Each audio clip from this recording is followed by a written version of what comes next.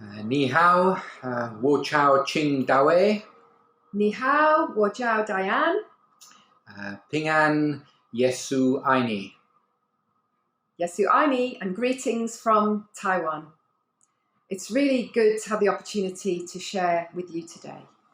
And little did we know a year ago when we were asked if we'd be available to come and serve in Taiwan, we didn't realise what we were coming into and where we would be right now. None of us did. And even as we shared 2 weeks with our wonderful family in January, when we were coming back, little did we realise that we probably wouldn't see each other again physically for over 12 months. A word comes into our mind just now, which is not a new word in our vocabulary: isolation. That word, perhaps for many of us right now, brings on a new meaning.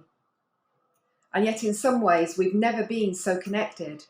Just in one Sunday alone, Dave and I were able to be part of worshipping congregations in Taipei, in Aberdeen, in London, and in Charlotte in North Carolina. And in many ways, so many of us now have become virtual church hoppers and televangelists. But it's good in these moments just to pause for a moment and reflect on what doesn't change. And Jesus Christ does not change. Jesus is the same yesterday, today, and forever. Jesus paid the price for our redemption once and for all, a sacrifice once and for all. Perhaps you may find it helpful to have your Bibles open at Mark chapter 14 just now. We're going to have a look at some instances of isolation. Maundy Thursday provides us a really good opportunity to pause and reflect on the pain that Jesus must have felt regarding separation, abandonment, and isolation. For example, in the account of the Last Supper in Mark chapter 14 and verse 18, Jesus says this: "Truly I tell you, one of you will betray me, one who is eating with me, one of his closest friends, those he had shared with these past years, those who should have had his back. One of you will betray me." Separation, abandonment, isolation. I don't know if you've ever thrown a dinner party that was going really well and then became suddenly awkward, sometimes because of something someone has done or said. Maybe it's a child who shares a family secret that should have remained a family secret.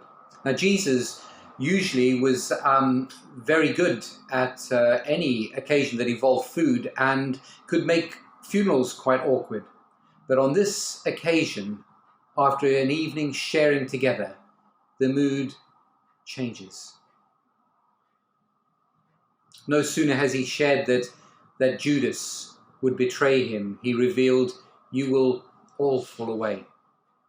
Mark 14:27. Awkward.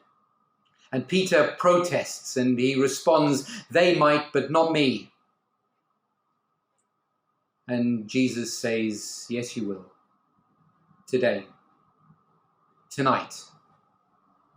Separation, abandonment, isolation. Following sharing in the Last Supper with his close friends, verse 32 tells us that they went to a place called Gethsemane. They went to pray, and it tells us that Jesus is deeply distressed and he's troubled. And at this time where he should be able to rely on his closest friends to have his back, this is when he really needed them. 3 times he finds them asleep. Separation, abandonment, isolation. Judas, the one-eyed kiss, is the man. Arrest him and lead him away under guard. With a kiss, Judas? You betray me with a kiss?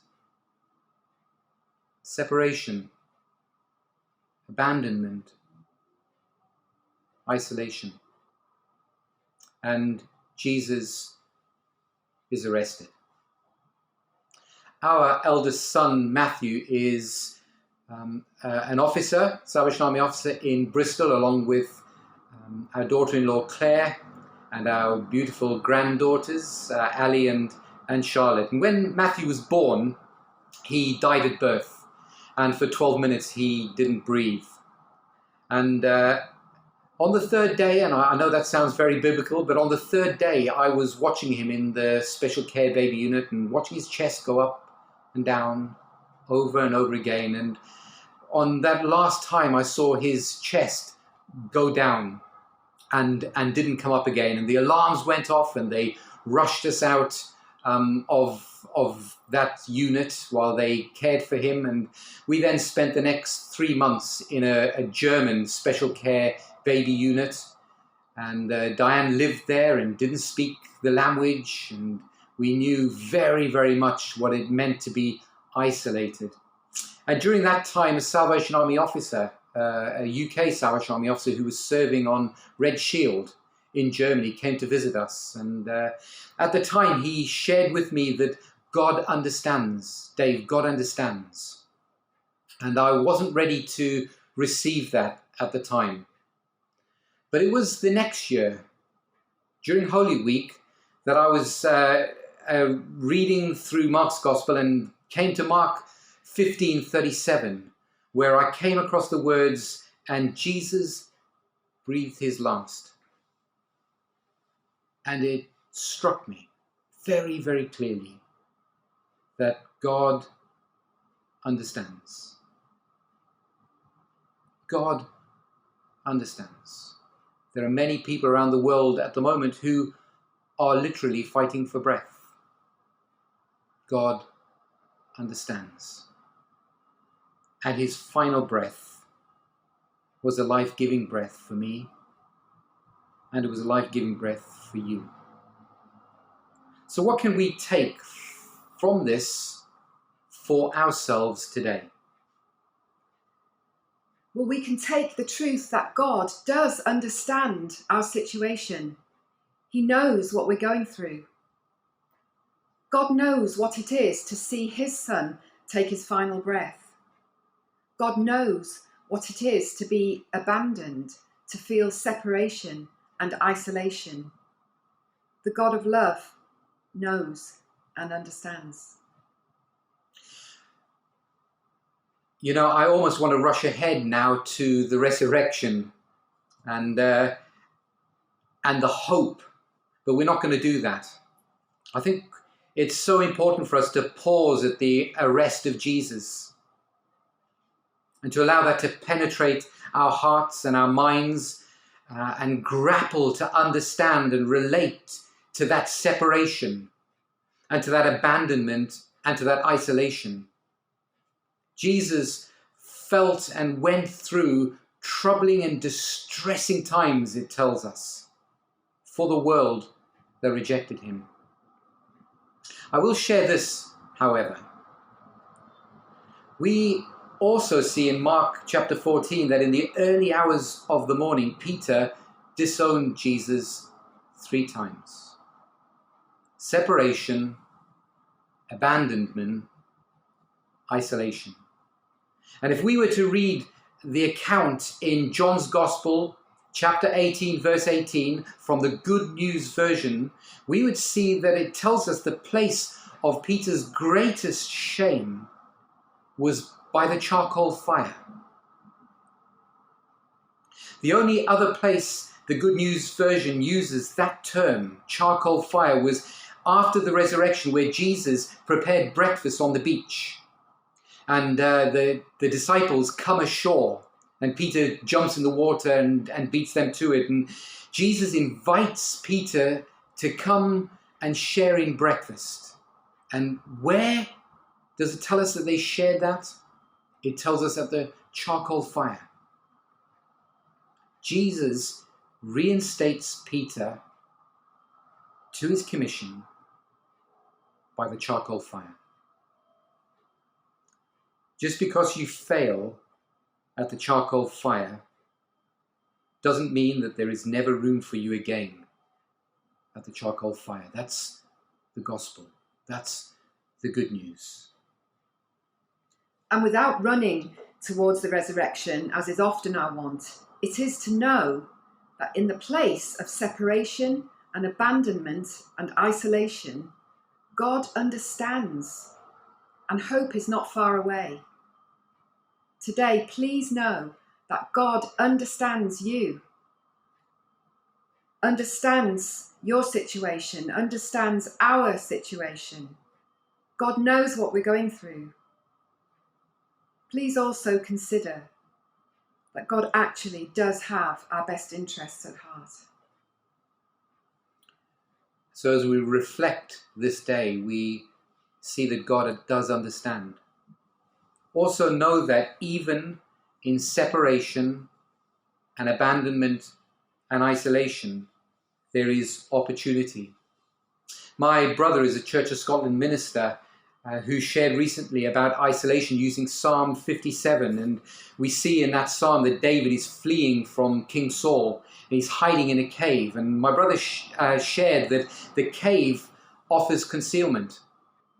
And whilst the cave can be a hiding place, it can also be a dead end from which there is no escape. The separation, abandonment, and isolation of Jesus had to be endured, and it was in the cross that his glory lay. No one chooses the cross. Even Jesus asked if there was another way. But often it is in the cross that hope is found. Jesus, keep me near the cross. There, a precious fountain, free to all, a healing stream, flows from Calvary's mountain. In the cross, be my glory ever. It's been amazing to watch the creativity and the innovation of the UK territory from a distance in these days.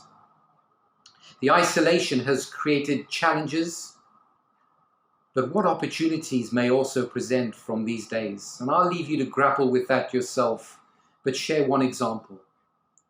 If a cave can offer both a place of safety and a dead end of no escape, where one can feel trapped, who can I safely reach out to today?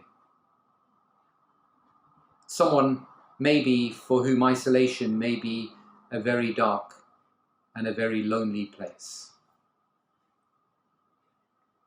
As we come to a close, remember that in the darkest hour for Jesus, hope was always lurking not far away. And his final breath was a life-giving breath for the world. God bless you all this Easter time and in the days ahead. We think about you all and pray for you often. And we thank you for the support that you give to us, the support we receive from you. It does mean a lot, and many of you will know that experience yourselves. I leave you with this prayer that Jesus prayed in the Garden of Gethsemane. Abba, Father, everything is possible for you. Take this cup from me, yet not what I will, but what you will.